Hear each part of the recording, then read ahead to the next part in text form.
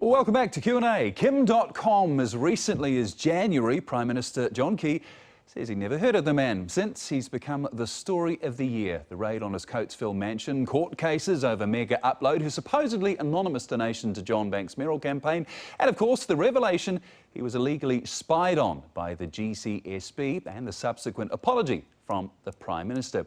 Through it all, Dotcom has only given one sit-down interview until now. We wanted to know more about the man behind the headlines, to challenge him on whether he made his millions as a copyright thief, and hear from his own mouth about his dealings with John Banks and John Key. So Paul Holmes, why am I saying Cyril this morning? Sorry. He sat down with Dotcom at his home on Friday. So how much support do you get from New Zealanders like around the country, wherever you go? Yeah, well, if I go out in the car, for example, I drive to the police station to report that I'm still here, you know, people will wave or give me thumbs up or honk, and it's just, you know, very friendly. Do you have to go to the police station and say you're still here? Yeah. How often do you do that? Well, it used to be 3 times a week. That has been reduced now. Okay. What is your situation? Are you without money? Yes. Well, funds have been frozen, so all around the world our assets have been frozen. We have been given some allowance by the court for living expenses and recently for rent. How much money were you used to? How much money did you have? Well, I was in a situation where you didn't really have to think about that, you know, whatever you need, you could afford. Are you able to pay the bills, or are you getting behind in the bills? Well, it's really difficult. I mean, we have a lot of outstanding expenses, you know, where creditors are lining up because they haven't been paid. Can you pay your staff? Very limited compared to what we used to pay them, but they are all, you know, taking a cut, and we have reduced our staff here significantly. I mean, this property had 50 people. You know, we're now down to 8. Has this whole experience put you off New Zealand at all?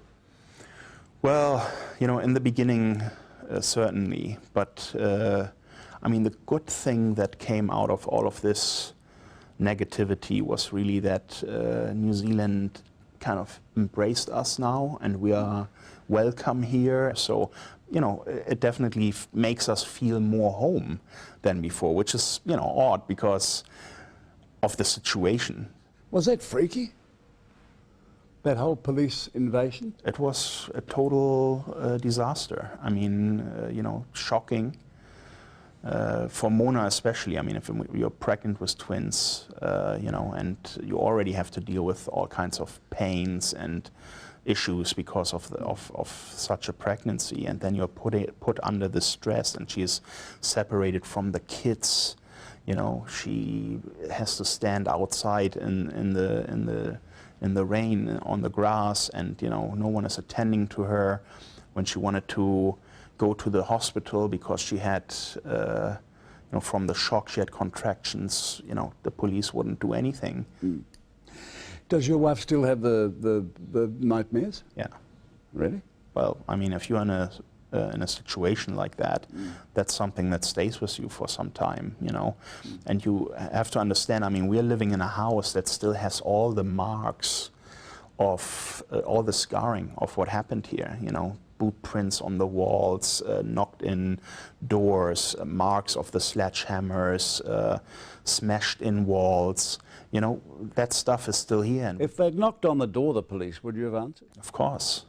There's absolutely no reason why they have to arrive here in helicopters with the amount of people and dogs and all of that. You know, I'm a peaceful guy. I'm not somebody who is any threat to anybody. I've never hurt anybody. Were there many guns? Well, the security guard has put 2 guns on the property, one in his quarters and one up in the safe room. Did your security people get their guns? No. No? No. So there was no armed confrontation, nothing like this? Nothing like that, no. And that would never have been the case. Are there going to be some more shocks? What do you mean with shocks? Spy shocks. Spy shocks? Yeah. Well, we know that they have spied on us more than is already known. I mean, they have installed cameras around the property. You know, they have surveilled us quite a bit. So all of that will have to come out during the court proceedings. Where do you come from, Kim.com? Well, originally I'm born in Germany. Okay, What part in the north? in northern Germany, in Kiel. Yeah. Kiel. Which is close to Hamburg. So I spent most of my young childhood in northern Germany and then parts in Finland because my mother is from Finland. So I'm also a Finnish citizen and I spent time in, you know, Turku. I see you have the Finnish flag flying today. Yeah, that's right. What did your mother and father, so you say your mother was Finnish. Yes. So what did your mother and father do? Well, my mother was a housewife. She learned to be a cook. And my father was an engineer on a ship, cruise liner. Did they understand you? I guess I'm certainly living in my own space, and the internet is something that is not as, you know, interesting to them as it is to me. So I wouldn't think they have a deeper understanding, but they certainly support what I'm doing, or my mom supports what I'm doing. Yeah, my father and my mother got divorced when I was only 6. Does he contact you? No, I'm not in touch with my father. Okay. So your mother is very supportive. Are you close to your mother? Yes, very close. She must be worried about all of this. Yes, she's worried. What kind of a kid were you? An adventurer, I guess. I mean, I always spent a lot of time in the forests, and you know, I enjoyed exploring the outdoors. Is this mainly in Germany or is this up in Finland as well? Both in Germany and Finland. You know, Finland is the country of 1,000 lakes. So, I mean, I've probably seen half of them. So you like the physical outdoors as well? Yeah. And were you also busy into this with the computers, and did you? Well, that started, you know, when I got my first computer when I was around 10. You know, and that just totally hooked me, and it never left me since. What excited you about the internet? Well, the internet is this whole new world that allows everyone to communicate and exchange information and be a perfect marketplace and just accelerate everybody's lives. So for me, the internet was the greatest invention of mankind so far. So you could become, especially during the first .com boom, you could become a multi-millionaire overnight if you just had the right idea. Because once you put it out there and people start using it, you could have critical mass within a week, and everyone would want to buy in. So, you know, the internet has opened this whole new business world and accelerated everything. You now have guys like Mark Zuckerberg, who is in his 20s and is a multi-billionaire.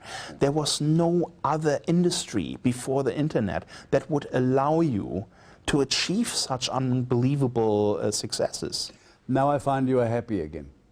Since we came today, you've been a little bit down. You ask good questions, that's why. But you start talking about your love, the internet, and you're happy again. Well, I'm passionate about it. Yeah. Could you be happy in this house again? Yes, I think I could. Have you been unhappy here? Very. Yeah. Yeah, very unhappy. I mean, there's certainly scarring that still needs to heal, and, you know, it's a lengthy process. Some people hate you. Why is that? They don't know me, I guess. Is it because they see it that you've stolen their fortunes? Well, that's not accurate, you know. I'm certainly not in the business of stealing anything. You see, what about this fellow we saw on the television on Sunday night, this video editor? What's his name? Mr. Bushyhead. Yeah. He says you pushed him out of your house, you cancelled his air ticket, he said you assaulted him, he said his computer was yours now. Did this happen? No, it's complete nonsense. Completely. Why would he make that up? He's he's an Emmy Award-winning video editor. Well, I think that has nothing to do with it. He made it up because there were several people there during that time, you know, the security guards. They witnessed what happened. They gave their statements to the police. And they said, look, there's no case here. This is a civil matter, and we will not pursue it. And for the simple reason that this guy is just out to, you know, hurt me because I fired him. You know, So what he said didn't happen? Not the way he said it. Push him along the corridor? Absolutely not. I'm not a violent guy.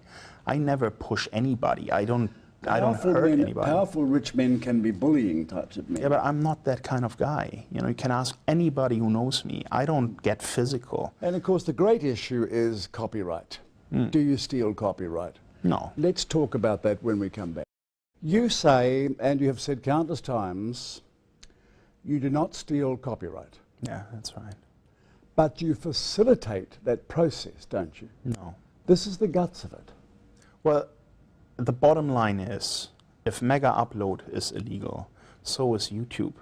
So are countless other sites that allow user-generated content. But that doesn't make it right. It's the same thing. You enable, all of you enable the theft of copyright. That is not correct. Any ISP who is connecting users to the internet has the same issue. The moment a person is connected to the internet, the ISP could be responsible. Windows, the operating system from Microsoft, allows you to watch that content on your computer. Are they responsible for people doing it? No. We are a hard drive that is connected to the internet. What you do with it is your responsibility, and we give you very clear guidelines what you can and can't do. But you had built $1 billion business. There was something very exciting about what you were doing. And your own colleague, Bram van der Valk, he wrote an email at some point, we have a funny business, we're modern day pirates. And then Mathieu Otterman replied, no, we're not pirates, we're just providing a shipping service to pirates. Yeah, they were joking.